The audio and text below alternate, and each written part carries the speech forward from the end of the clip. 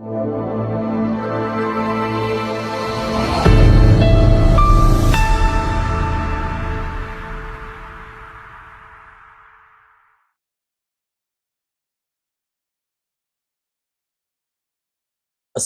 عليكم ورحمة الله وبركاته. نحمد الله العظيم نصلي ونسلم على الرسول الكريم أما بعد. فقد قال الله سبحانه وتعالى في كلامه القديم والفرقان الحميد: أعوذ بالله من الشيطان الرجيم. بسم الله الرحمن الرحيم. يا أيها الذين آمنوا لا تتخذوا اليهود والنصارى أولياء بعضهم أولياء بعض. صدق الله العظيم. அளவற்ற அருளாளனும் நிகரற்ற அன்புடையோனுமாகிய எல்லாம் வல்ல அல்லாஹுவின் பெயரால் துவங்குகிறேன். அருமை நாயகம் முஹம்மதுர் ரசூலுல்லாஹ் ஸல்லல்லாஹு அலைஹி வஸல்லம் அவர்களின் மீதும் நற்பாக்கியங்கள் நிறைந்த அவர்களுடைய உம்மத்தின் மீதும் குறிப்பாக இந்த ஜும்மா நன்னாளில் நம் அனைவர் மீதும் எல்லாம் வல்ல அல்லாஹுவின் நல்லருள் என்றென்றும் நிறைவாக உண்டாவதாக. ஆமீன். அன்பானவர்களே, அல்லாஹு ஜல்ல ஷானுஹு தஆலா தனது திருமறையில் யாருடனெல்லாம் உறவு வைத்துக் கொள்ள வேண்டும், யாருடனெல்லாம் உறவு பாராட்டக்கூடாது என்று தனித்தனியாய் பட்டியலிட்டு தருமிடத்தில் ஒட்டுமொத்தமாக உலக முஸ்லிம்களை பார்த்து அல்லாஹு சொல்லுகிறான்: லா தத்தஹிதுல் யஹூத வன் நஸாரா அவுலியா. யூதர்களையும் நசாராக்களையும் நீங்கள் உற்ற நேசர்களாக ஒருபோதும் ஆக்கிக் கொள்ள வேண்டாம். அவர்களில் சிலர் சிலருக்கு நேசர்கள் என்று சொல்லுகிறது அல் குர்ஆன். யூதர்களுடனான தார்மீக உறவு குறித்து பேசுகிறது திருக்குர்ஆனுடைய இந்த வசனம்.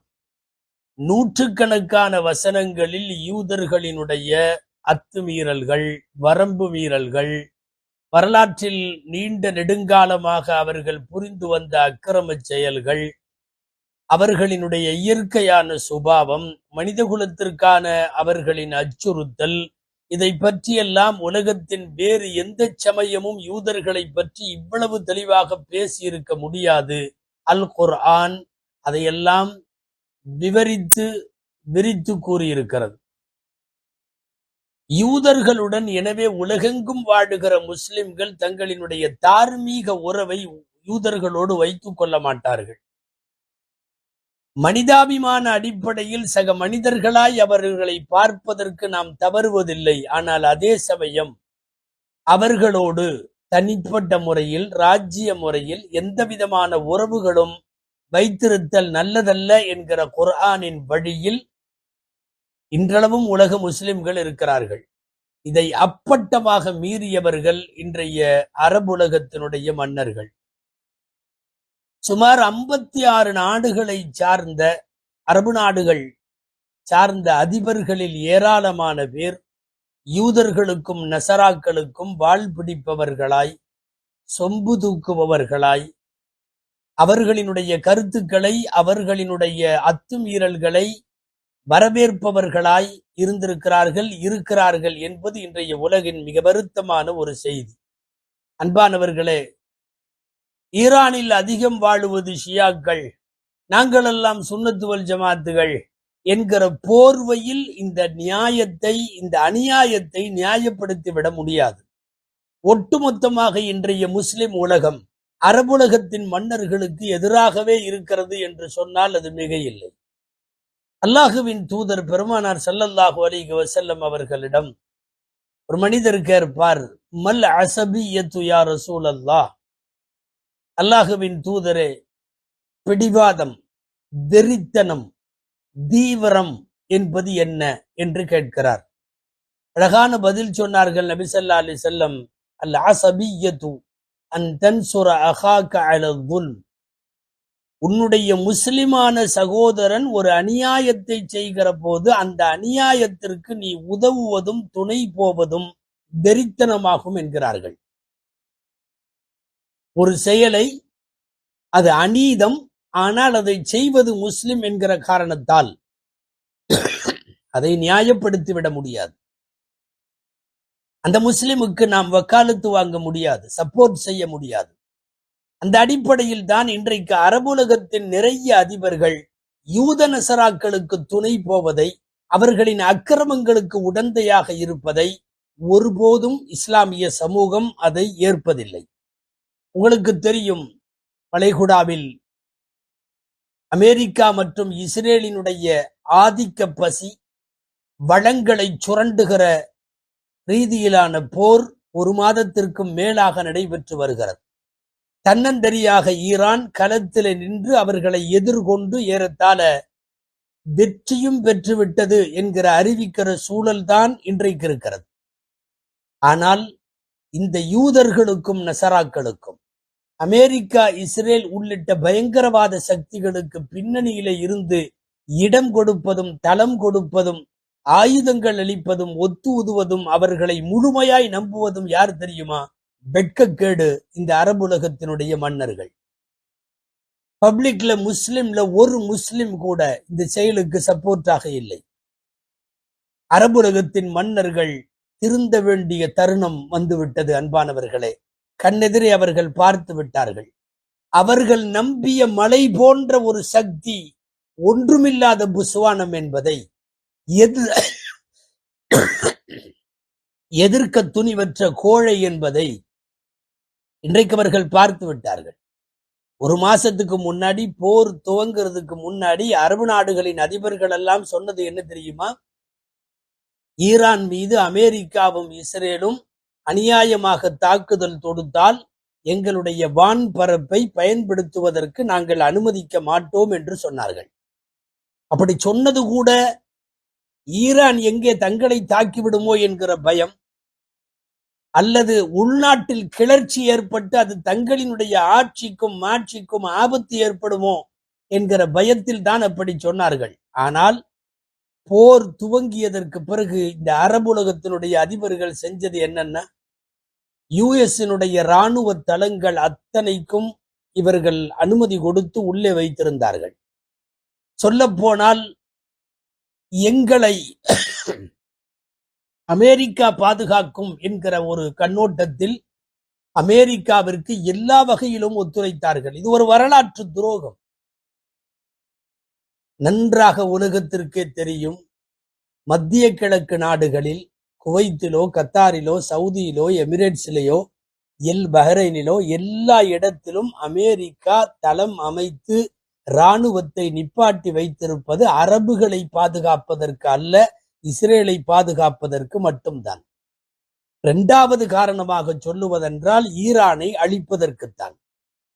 இந்த விவரமெல்லாம் தெரிந்தும் கூட அவர்களோடு ஒத்துப்போகிற அரபுகள் எந்த வகையிலான ஈமான், எந்த வகையிலான இஸ்லாம் இவர்களுக்கு இருக்கிறது?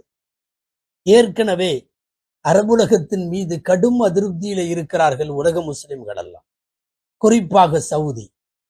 புனிதம் நிறைந்த ஹரம் ஷரீஃபுகளை தாங்கி இருக்கக்கூடிய அந்த மண்ணை எவ்வளவு தூரம் பாவச் செயல்களுக்கான களமாக்க முடியுமோ அந்த வேலையை செய்து கொண்டிருக்கிறார்கள்.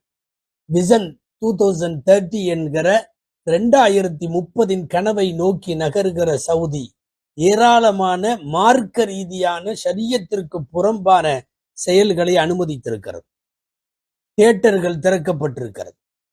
ரியாத் உள்ளிட்ட இடங்களில் பார்கள் திறக்கப்பட்டிருக்கிறது. அரைகுறை ஆடைகளோடு பெண்கள் நடமாடுகிற கிளப்புகளுக்கு அனுமதி வழங்கப்பட்டிருக்கிறது. தபர்ருஜுன் நிசா என்று குர்ஆன் கண்டித்து சொல்லுகிற தவறான பாலியல் சுதந்திரங்களோடு பெண்கள் உலா வருதல் என்பது கொஞ்சம் கொஞ்சமாக ஹரம் ஷரீஃபுகள் நிறைந்திருக்கிற அந்த புனித மண்ணிலையும் தலை காட்ட துவங்கி இருக்கிறது. போதாக்குறைக்கு நாங்கள் வெளிநாட்டினருக்கு உல்லாசங்களை ஏற்பாடு செய்து தர வேண்டும் என்று ஒரு கடல் தீவுக்கு பிரம்மாண்டமாய் தயாராகி கொண்டிருக்கிறது அந்த நாடு. MBS என்று அழைக்கப்படுகிற முகமது பின் சல்மான் பத்திரிகையாளர் சந்திப்பில் எல்லாம் சொல்லுகிறார், ஆம், நாங்கள் 2030 ஒரு கனவு அரபுலகத்தை நோக்கி நகர்கிறோம். லா நுதையு 30 சனா மின் அவுகாத்தினா மின் அமாரினா, எங்களுடைய ஆயுள்ள 30 வருஷத்தை நாங்க வீணடிக்க விரும்பல. நாங்களும் இந்த உலகத்தை அனுபவிக்க வேண்டும், அதன் இன்பங்களை நாங்களும் பகிர வேண்டும். என்கிற அடிப்படையில் இன்றைக்கு வேகமாய் ஷரியத்திற்கு மாற்றமான காரியங்கள் செய்யப்பட்டு இதற்கு எதிராக யாராவது வாய் திறந்தாலோ, இதற்கு எதிராக ஏதேனும் ஷரியத்தை குறித்து எச்சரித்து பேசினாலோ அந்த உலமாக்கள் எல்லாம் சிறைகளுக்கு அனுப்பப்பட்டிருப்பது ஒட்டுமொத்த இஸ்லாமிய உலகிற்கு மிகப்பெரிய அதிருப்தியை அரபுலகத்தின் அதிபர்கள் மீது தந்திருக்கிறது. என்னென்ன அக்கிரமங்களை செய்தார்கள்? இதோ இப்போது ஈரான் மீது லட்சக்கணக்கான முஸ்லிம்களினுடைய வாழ்வாதாரத்தை கேள்விக்குறியாக்குகிற அந்த நாட்டினுடைய மூத்த குடிமகனை கொன்று குவித்திருக்கிற இந்த பாவச் செயலுக்கு இத்தனை நாடுகள் துணை போவது, அரபுலகத்தின் அதிபர்கள் உடந்தையாக இருப்பது எந்த வகையான நியாயம்? இன்றைக்கெல்லாம் வெளிச்சமாகிவிட்டது. அவர்கள் மத்திய கிழக்கிலே காலூன்றி இருப்பது, யுஎஸ் காலூன்றி இருப்பது இவர்களை பாதுகாக்க அல்ல, இஸ்ரேலை பாதுகாப்பதற்குத்தான். விமானத்தை அன்பளிப்பாக வழங்கினார்கள். காசுகளை பல மில்லியன் ட்ரில்லியன் டாலர்களை கொடுத்து அடிக்க சொன்னார்கள். எல்லாம் இப்போது வெட்ட வெளிச்சத்திற்கு வந்திருக்கிறது.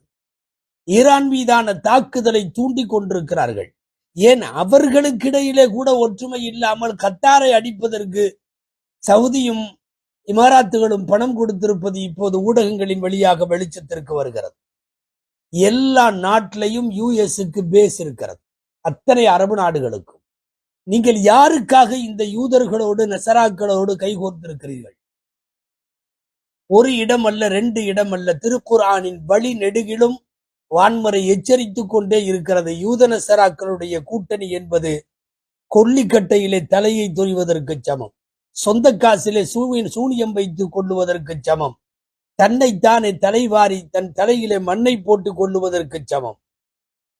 நான் அரபுலகத்தின் அதிபர்களை பார்த்து இந்த உலக முஸ்லிம் சமுதாயம் கேட்கிறது, இவர்கள் என்ன செய்தாலும் அது நியாயமா? அமெரிக்கா இஸ்ரேல் கூட்டணி படைகள் காசாவை படுத்திய பாடு உங்களுக்கு தெரியும். வாய் திறந்தீர்களா? பிஞ்சு குழந்தைகள் கொல்லப்பட்ட போது வாய் திறந்தீர்களா? ஹாஸ்பிட்டலிலே உயிர்காக்கும் மருத்துவத்திற்கு போராடுகிற குழந்தைகளின் மீது குண்டு போட்ட போது நீங்கள் எல்லாம், இந்த அரபு ஷேக்குகள் எல்லாம் எங்கிருந்தீர்கள்? உணவும் தண்ணீரும் அந்த நகரத்திற்குள்ளே போக விடாமல் நிவாரண பொருட்களை ஏற்றி வந்த ட்ரங்குகளை எல்லாம் தடுத்து நிறுத்திய போது உங்களின் வாய் திறந்ததா? ஆயிரக்கணக்கான பெண்கள் விதவைகளாகி வீதியில நிற்கிறார்களே, உங்கள் வாய் திறந்ததா? இத்தனையும் இல்லாமல் நீங்கள் எதற்கு அரபுலகத்திற்கு சப்போர்ட் செய்ய வேண்டும்?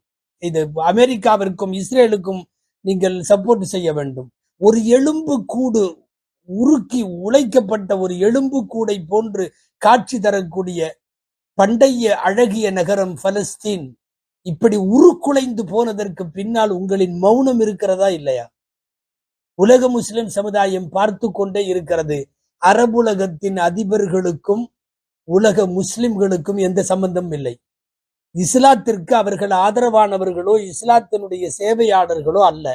தங்கள் சொந்த சொத்துக்களை, தங்களின் மாளிகைகளை, தங்களின் அரசாட்சியை பாதுகாத்துக் கொள்ளுவதற்காக தேவைப்பட்டால் இஸ்ரேலின் காலை நக்கவும் இவர்கள் தயாராக இருக்கிறார்கள் என்பதை இந்த போர் வழியாக உலகத்திற்கு நீங்கள் சொல்லிக் கொண்டிருக்கிறீர்கள். மனிதாபிமான அடிப்படையில் காஃபிர்களான எத்தனையோ நாடுகள் கூட வாய் திறந்து பலஸ்தீனத்திற்கும் காசாவுக்கும் இஸ்ரேலுடைய அத்துமீறலுக்கு எதிராக பேசியதை, இஸ்ரேலுக்கு எதிராக நீங்க ஏன் வாய் திறக்க மாட்டேங்கிறீங்க? முன்பெல்லாம் இஸ்ரேலுக்கு எதிராக பத்துவா செய்து ஓதப்பட்ட ஹரம் ஷரீஃபினுடைய சவுதியினுடைய பள்ளிவாசல்களில் அந்த துவாக்கள் இப்போது இல்லையே, ஏன்? இதோ இப்போதும் ஈரானில 165 பெண் குழந்தைகளின் பள்ளிக்கூடத்தின் மீது குண்டு போட்டு புத்தக பைகளை சுமந்து சென்றவர்கள் இரத்தமும் சதையுமாய் துடிக்க துடிக்க முஸ்லிம் சிறுமிகள் கொல்லப்பட்டதை உலகத்தில் அத்தனை நாடுகளும் கண்டித்த போது யுஎஸ்ஐ பார்த்து நீ செய்வது சரியல்ல என்று சொல்லுவதற்கு உங்களுக்கு துப்பில்லை தானே? உங்களுக்கு அப்படிப்பட்ட ஆண்மைகளை இறைவன் வைக்கவில்லையா? இதெல்லாம் கூட பரவாயில்ல. ரொம்ப உச்சகட்டம் இந்த வாரம் நடந்திருக்கிறது. புளோரிடாவிலே சவுதியினுடைய முதலீட்டாளர்கள் மாநாடு ஒன்று. அந்த அரங்கத்திலே அமெரிக்கர்கள் இருக்கிறார்கள், பல தேசத்தை சார்ந்தவர்கள் இருக்கிறார்கள், குறிப்பாக சவுதி முதலீட்டாளர்கள் எல்லாம் இருக்கிறார்கள். சொல்ல போனால் அரபுகளுடைய விஐபிகள். அதில் பேசிய யுஎஸ் உடைய அதிபர் டொனால்டு ட்ரம்ப் பேசுகிறார், சவுதியின் இளவரசர் முகம்மது இப்னு சல்மான் என்னுடைய, சொல்ல கூச்சமாக இருக்கிறது, என் பின்புறத்தை நக்கி கொண்டிருக்கிறார் என்று பேசுகிறார். உலகத்தில் இவ்வளவு வல்கரா, இவ்வளவு ஆக்குவடா, இவ்வளவு கெட்ட வார்த்தையா? ஆங்கிலத்தில் ASS என்கிற அந்த வார்த்தையை பதிய மனமில்லாமல் முன்னணி ஊடகங்கள் எல்லாம் போட்டு 2 புள்ளி வைத்து அந்த வார்த்தையை போட்டிருக்கிறது. அச்சில் ஏற்றுவதற்கு கூட தகுதி இல்லாத ஒரு வார்த்தையை நீங்கள் இவ்வளவு காலம் யாருக்கு தளம் அமைத்து கொடுத்தீங்களோ, யாரை பாதுகாத்தீங்களோ, யாருக்கு விமான அன்பளிப்பா கொடுத்தீங்களோ, நீங்க எங்களை ரட்சிப்பவர் போல காப்பாற்றுங்கள் அப்படின்னு யாருக்கு நீங்கள் கம்பளம் பிரித்து வரவேற்றீர்களோ, அவன் சொல்றான் தன்னுடைய பின்பகுதியை நக்கி கொண்டிருக்கிறார் என்கிற வார்த்தை எவ்வளவு ஆக்குவடானது. இந்த கெட்ட வார்த்தையை எப்படி அந்த நாடுகள் சகித்து கொள்ள போகிறதுன்னு தெரியல. அவர் சொன்னது வேண்டுமானால் ஒரு நாட்டினுடைய சவுதியின் இளவரசரை பற்றியாக இருக்கலாம். ஒட்டுமொத்தமாக யகூதி நசராக்களுக்கு அடிமைத்தனமாக இருக்கிற அரபு நாடுகளின் அதிபர்கள் அத்தனை பேருக்கும் இந்த வார்த்தை தகும். உங்களுடைய கனவெல்லாம் பலிக்கவில்லை. நீங்கள் நினைத்தது என்ன தெரியுமா? அமெரிக்கா வந்து விட்டால் ஈரான் சாம்பலாகிவிடும். சாம்பலாகி விடுகிற ஒரு இடத்தில் நிலையில் அந்த நாடு இல்லை. அது அவர்களின் பாரம்பரியமும் இல்லை. இதோ இப்போது பாரசீகம் ஒரு புதிய வல்லரசாய் உலகத்தின் கண்களுக்கு தெரிகிறது. சின்னஞ்சிறிய நாட்டிலிருந்து பெரிய நாடு வரையும் பிரம்மாண்டமாய் பார்க்கிறார்கள். ஏன்னா ஒரு ஒத்த நாடு மிகப்பெரிய அணு ஆயுத பலம் கொண்ட 2 நாட்டையும் வாங்கடா பார்க்கலான்னு கூப்பிடுகிற தைரியமும் ஆண்மையும் திராணியும் வீரியமும் இந்த உலகத்தில் ஈரானுக்கு மட்டும் உண்டு என்பதை நிரூபித்திருக்கிறார்கள். ஒரே டைம்ல 7-8 அரபு நாடுகள்ல இருக்கிற அத்தனை அமெரிக்க தளங்களையும் நோக்கி குண்டுகள் பாய்கிறது, ஏவுகணைகள் போகிறது. உங்களுக்கு கொஞ்சமாவது யோசனை வேணாமா? நீ யாரை பாதுகாப்புக்கு கூப்பிட்டு வச்சிருக்கியோ அவன் இந்த அடி வாங்குகிறான். மானவிருப்பவன் இனிமேலாவது திருந்துவான் அல்லவா? பெரிய வல்லரசுகளாக இந்த உலகத்தில் ஆதிக்கம் சொல்லிக் கொண்டிருந்தவர்களை எல்லாம் அடக்கி ஆளக்கூடிய ஒரு நிலையில் வா பார்க்கலாம் என்கிற தைரியத்தோடு இன்றைக்கு கூவி அழைக்கிறது ஈரான். யுத்தத்தை தெரியாமல் தொடங்கி அந்த நாட்டினுடைய ஒரு மூத்த சிங்கத்தை சாய்த்து விட்டதற்கு பிறகு யுத்தத்தை முடிக்க தெரியாம போராடிட்டு இருக்காங்க. காசாவின் உருக்குலைந்த காட்சி போல இன்றைக்கு இஸ்ரேல் தலைநகரத்தினுடைய காட்சி. உலகத்தில் மிகைப்படுத்துவதாக நினைக்க வேண்டாம். உருக்குலைந்து போயிருக்கிற இஸ்ரேலுடைய நகரத்தை பார்த்து ஆல்மோஸ்ட் இந்த உலகத்தில் சந்தோஷப்பட்டவர்கள் அதிகம். அதற்காக இறக்கப்பட்டவர்கள் ஆல்மோஸ்ட் இல்லை என்று சொல்லலாம். இருந்தாலும் இந்த நாட்டின் 1-2 சங்கிகளை போல 1-2% இருக்கும். உலகம் முழுக்க இஸ்ரேல் அழிக்கப்படுவதை ஆனந்தத்தோடு பார்க்கிறார்கள். இந்த நேரத்தில் சத்தம் இல்லாமல் கதவை பூட்டி கொண்டு இப்படி ஆகிவிட்டதே என்று அழுகுவது அரபுலகத்தின் அதிபர்கள் மாத்திரம்தான். உங்களுக்கெல்லாம் இந்த ஆண்மையும் தைரியமும் எங்கு போயிற்று? அமெரிக்கா தரைப்படையை அனுப்ப போகிறேன் என்று பூச்சாண்டி காட்டுகிற நேரத்தில் ஈரானிலிருந்து பதில் குரல் வீரியத்தோடு வருகிறது. உள்ளே வாருங்கள், வா பார்க்கலாம். 20 வருஷமா அதுக்கு தான் காத்துட்டு இருக்கோம். தைரியம் இருந்தா உள்ள வான்னு இந்த உலகத்தில் அமெரிக்காவை வா பார்க்கலாம். வர்ற அத்தனை பேரும் எங்கள் நாட்டின் கடல்களின் சுறா மீன்களுக்கு உங்களுடைய உடல்கள் இரையாகும் என்று சொல்லுகிற தைரியம் இந்த உலகத்துல வேற எந்த நாட்டுக்கும் கிடையாது, ஈரானை தவிர. கோழைகளாக முடங்கி கொண்டிருக்கிற அரபுலகத்தினுடைய அதிபர்களுக்கு முஸ்லிம் உம்மத்து வைக்கிற முக்கியமான வேண்டுகோள் இதுதான். இனியாவது திருந்துங்கள். அவர்கள் வருந்தும் வரை போர் தொடரும் என்று அறிவித்திருக்கிறது ஈரான். ஒரு நாட்டை சுடுகாடாக்க முடியாது என்பது நிரூபணமாக இருக்கிறது. மத்திய கிழக்கு பகுதிகளில் ஆமாஞ்சாமி போடுகிற 1000 அரபுகளுக்கு இடையில், அரபு ஷேக்குகளுக்கு இடையில், நாடுகளின் 56 நாடுகளினுடைய அதிபர்களுக்கு இடையில் ஒரே ஒரு ஈரான் உண்மையாக அல்லாஹுவும் ரசூலும் கூறுகிற யூத எதிர்ப்பை கையில் எடுத்துக்கொண்டு களமிறங்குகிற போது உலகத்தில் முஸ்லிம்கள் மட்டுமல்ல, நடுநிலையாளர்கள் காசாவையும் பலஸ்தீனையும் பார்த்து கடந்த ஆண்டுகளில் குமுறி குமுறி அழுதவர்கள், கண்ணீர் வடித்தவர்கள் எல்லாம் இன்றைக்கு ஆனந்த கண்ணீர் வடித்துக் கொண்டிருக்கிறார்கள். தயவு செய்து அடிவருடிகளாய், அடிமைகளாய், அவர்களின் கைப்பாவைகளாய் செயல்படுவதை விட்டுவிட்டு முஸ்லிம் அதிபர்களெல்லாம், அரபுலகத்தினுடைய அதிபர்களெல்லாம் ஒன்று சேருங்கள். அசைக்க முடியாத சக்தியாய் இஸ்லாமும் முஸ்லிம்களும் இந்த உலகத்தில் இருப்பார்கள். மனிதாபிமானத்தோடு பழகுவது வேறு, கொலைகாரனுக்கு தண்டனை கொடுப்பது வேறு. அந்த அடிப்படையில் ஈரானுடன் இணைந்திருப்பதில் இஸ்லாமிய உம்மத்து பெருமைப்படுகிறது என்பதை உலகத்திற்கு இன்றைக்கு நிரூபித்துக் கொண்டிருக்கிறது நீங்கள் காணுகிற அத்தனை ஊடகங்களும். எல்லாம் வல்ல அல்லாஹு ஜல்ல ஷானுஹு தஆலா யூதர்களினுடைய சதி செயல்களுக்கு ஒத்து போகிற அரபுலகத்தின் அதிபர்களுக்கு தகுந்த பாடத்தை தருவானாக. இனியாவது அவர்கள் திருந்தி வாழுவதற்குள்ள தருணத்தை ஏற்படுத்துவானாக. ஆமீன். வஆகிரு தஅவானா அல்ஹம்துலில்லாஹி ரப்பில் ஆலமீன். அஸ்ஸலாமு அலைக்கும் வரஹ்மத்துல்லாஹி வபரகாத்துஹு.